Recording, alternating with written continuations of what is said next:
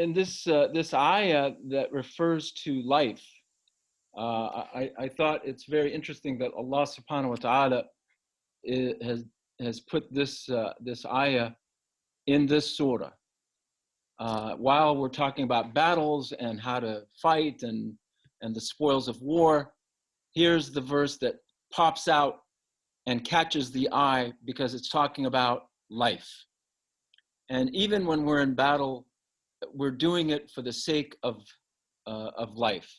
We're not doing it out of anger, out of vengeance, out of exploitation or aggression. We do everything according to Islam to defend life. And as the ayah starts, Ya ayyuhalladhina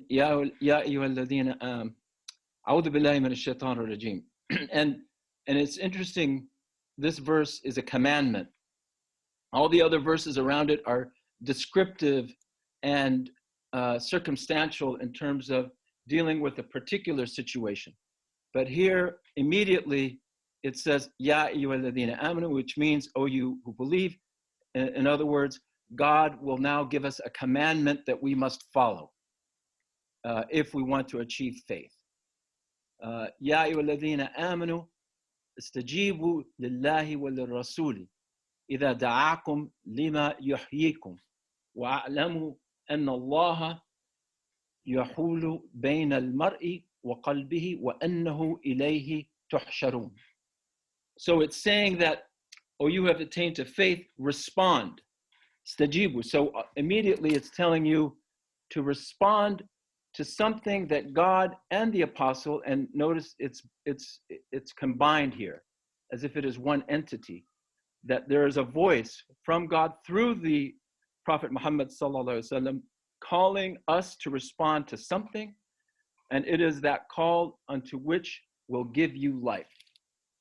So it's directing us to life and moving us away from the cult of death or violence or deadening of the soul.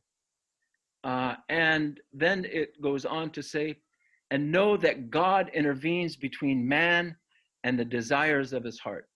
So the distinction of the human being is that it is not just a member of the animal kingdom like all other animals who react to impulses and are just emotional creatures, but we have the human mind that is there to intervene through Allah's power, that we know how to control our emotions, and definitely the training in Ramadan is exactly doing that, this daily control and practicing self-restraint. So here is something that is telling you this is through God.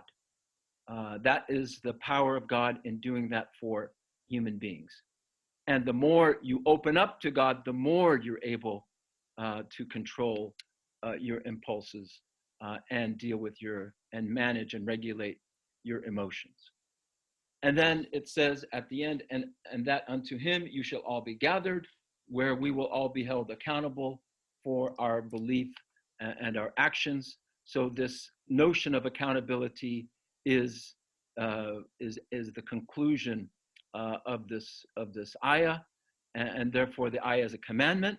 It is telling us to respond to the call from Allah subhanahu wa ta'ala and the Rasul to give us life, and that this is what God has been able to do with human beings in controlling our impulses, and that we will all be gathered to see how we did and held accountable on that day of judgment. And what's interesting in the Quran is when you go to a verse, you find other verses that are the tafsir for that verse. In other words, there are other verses that explain and provide you more context of the verse. So the verse that we were looking at, it was in Surah number 8, Al-Anfal, verse number 24. If you go to Surah 6, verse 36, it says, only they who listen with their hearts can respond to a call. So it is the purification of the heart that allows us to listen to that call. In other words, the transmission is there, but is the receptor open are we able to receive that message?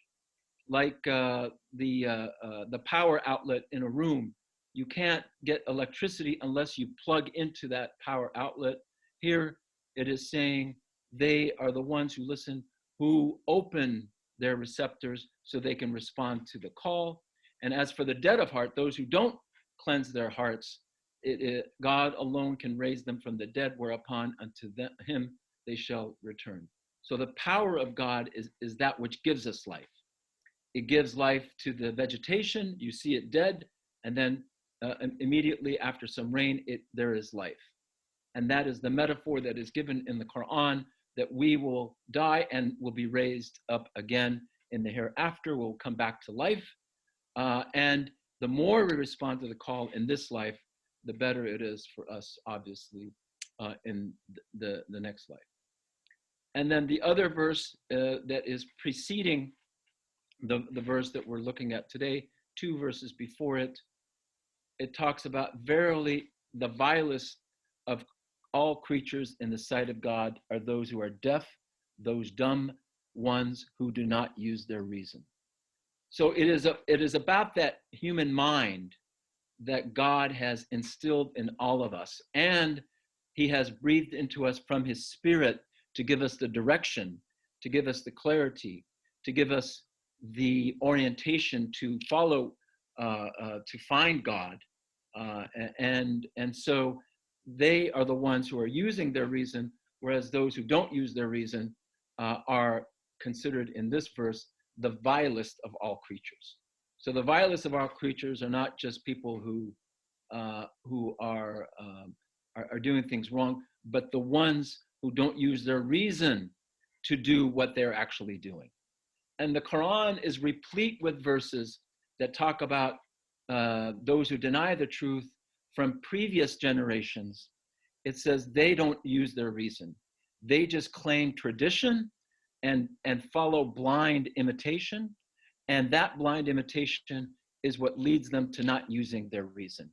And if they don't use their reason, they will not find faith. So reason and faith here are intertwined and are so important for us to respond to the call of that which gives us life.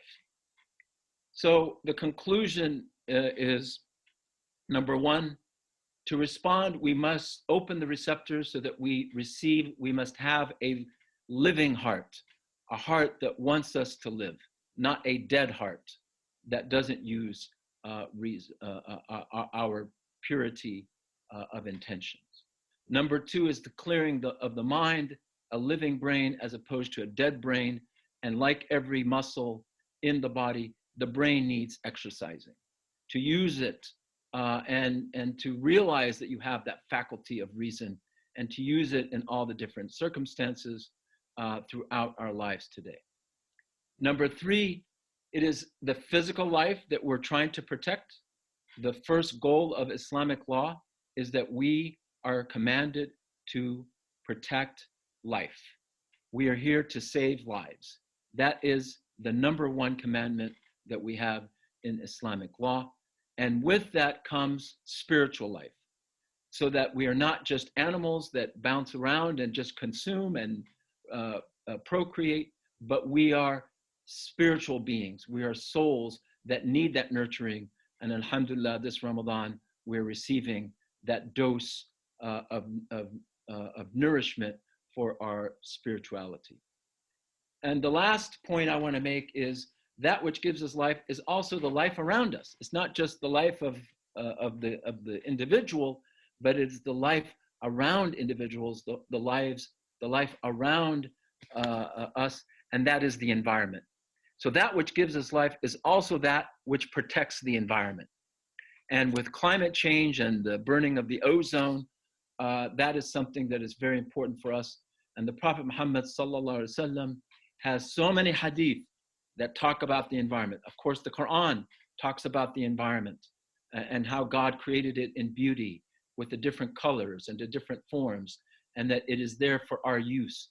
And therefore, we are caretakers. So when we say that we are Khalifatul Ard, that humanity is the ones who are vicegerents on this earth, we are stewards of the earth. And to be stewards, you have to be aware of what is around us So the Prophet taught us about that when he said, alayhi salatu wasalam, when he said, if a Muslim plants a tree or sows seeds, and then a bird or a person or an animal eats from it, it is regarded as a charitable gift, sadaqah, for him. The Prophet ﷺ also said, he asked Sa'ad, when a person who was making wudu, and he was admonishing through a question, what is this waste? Why are you wasting water? He asked him in this in this exercise of performing wudu. Sa'ad replied, is there wastage in wudu? I mean, like, it's water, so you just take whatever you can. The Prophet said, yes, there is wastage, even if you are at a flowing river. So the Prophet Muhammad sallallahu alaihi wasallam is cautioning us, even if there's plenty of water, don't waste it, because it does have an impact on the environment when you do not use it only to the proportion, but you use more than what you're supposed to use. Finally, the other hadith is removing harmful, this famous hadith that we hear about all the time, that removing harmful things from the road is also an act of charity. So keeping our earth tidy and clean and protecting the environment is definitely part of the sunnah, and is part of that which gives us life. So let me repeat the ayah. Oh, you who have attained to faith. This is a commandment now. It is not talking about a circumstance. It is an overarching principle. Respond to the call of God and the apostle when he calls you unto that which gives you life, and know that God intervenes between man and the desires of his heart, and that unto him you shall be gathered. And therefore, Islam definitely is a religion for life. I just want to end by two announcements, two things, 2 points. Oh, sorry. Do you see the, what I did want to show on the screen was our webinar about those who are saving lives on the front lines of the COVID-19 pandemic and crisis. And we salute our doctors, our nurses, our healthcare workers, our essential workers, all people now who are risking their lives to protect our lives and to give us life. And we actually had a webinar with 2 Muslim doctors who were doing exactly that. I ask you to listen to that webinar as we salute those in our community who are saving lives. And I encourage all of us after Ramadan to give blood to the American Red Cross, because all the hospitals, all the clinics will need more blood to take care of the patients now in the ICUs, in the hospitals, and they are at full capacity. So we should do our part in giving blood, and do our part also in advocating for those on the front lines. Thank you. When is the webinar? When? It actually happened already. So if you just go to our website or Facebook, you can listen to it. And we will probably have more coming up in the near future, inshallah.